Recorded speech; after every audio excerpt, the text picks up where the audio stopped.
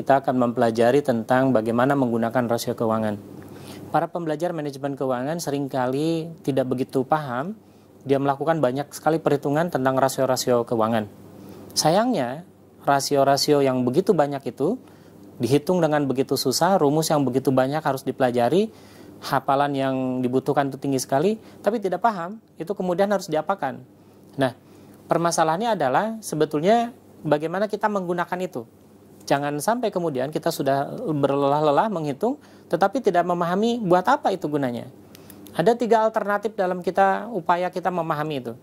Alternatif pertama adalah kita bisa melakukan analisis tren namanya. Itu dengan cara membandingkan rasio-rasio keuangan pada perusahaan yang sama tetapi waktunya berbeda. Biasanya tujuannya untuk membandingkan apakah rasio keuangan tertentu itu naik atau turun. Itu bisa rasio keuntungan, bisa rasio hutang, dan seterusnya. Biasanya kita kemudian mengumpulkan beberapa laporan keuangan. Jadi cara sederhananya adalah kita kumpulkan beberapa laporan keuangan dalam kurun waktu tertentu, bisa 3 tahun, 5 tahun, 10 tahun, dan seterusnya. Kemudian kita lihat perbandingan antara rasio-rasio itu. Apakah ada kenaikan, apakah ada penurunan, apakah itu sesuai dengan harapan dari manajer keuangan. Nah, ketika kita memilih ini adalah pilihan yang paling sering digunakan oleh para manajer keuangan. Karena ini pilihan yang dianggap paling mudah. Karena laporan keuangan tentu saja ada dalam perusahaan. Tetapi kadang-kadang itu menjadi masalah ketika kita seakan-akan berbisnis dengan kita sendiri saja. Kita seakan-akan tidak punya pesaing.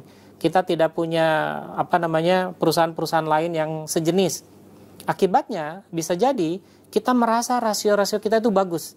Padahal jika dibandingkan dengan perusahaan lain, mungkin kenaikannya lebih baik perusahaan orang lain. Oleh karena itu, selain kita bisa melakukan perbandingan antara diri kita sendiri pada kurun waktu yang berbeda, kita juga bisa melakukan perbandingan rasio-rasio kita itu dengan perusahaan orang lain. Biasanya simpelnya orang atau manajer keuangan mengambil pada kurun waktu tahun yang sama. Jadi syaratnya tentu saja kurun waktunya harus sama, perusahaannya diusahakan harus satu jenis industri. Karena kalau dia berbeda jenis industrinya, bisa jadi rasio-rasionya misalkan lebih baik atau lebih buruk, tetapi maknanya tidak bisa diambil sama. Karena jenis perusahaan yang berbeda, karakteristik yang ditimbulkannya juga berbeda. Oleh karena itu, karakteristik rasio keuangannya juga tentu berbeda. Ada satu lagi sebetulnya, cara bagaimana manajer keuangan mempelajari rasio keuangan. Tetapi ini tidak cukup populer.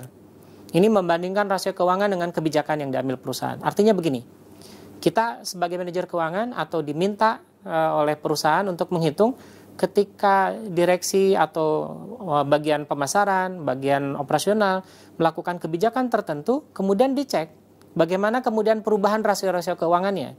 Nah, tetapi ini menjadi masalah karena tidak semua rasio keuangan bisa digunakan untuk mengukur kebijakan yang diambil oleh perusahaan. Ya, oleh karena itu, dari antara ketiga cara ini, sebetulnya cara yang pertama yang paling sering digunakan. Karena tadi relatif tidak memerlukan laporan keuangan dari perusahaan lain. Tapi tentu ada kekurangannya. Kekurangannya yang tadi sudah disebutkan. Kekurangannya adalah apakah kita yakin perusahaan kita baik hanya gara-gara kenaikan atau penurunan rasio tertentu? Apakah mungkin jika di perusahaan orang lain justru misalkan kenaikannya lebih baik lagi? Saya sendiri menyarankan jika Anda kemudian kelak menjadi manajer keuangan di perusahaan tertentu, Anda harus mengcombine ini sesuai dengan kebutuhan. Tidak ada alternatif yang paling baik, tidak ada.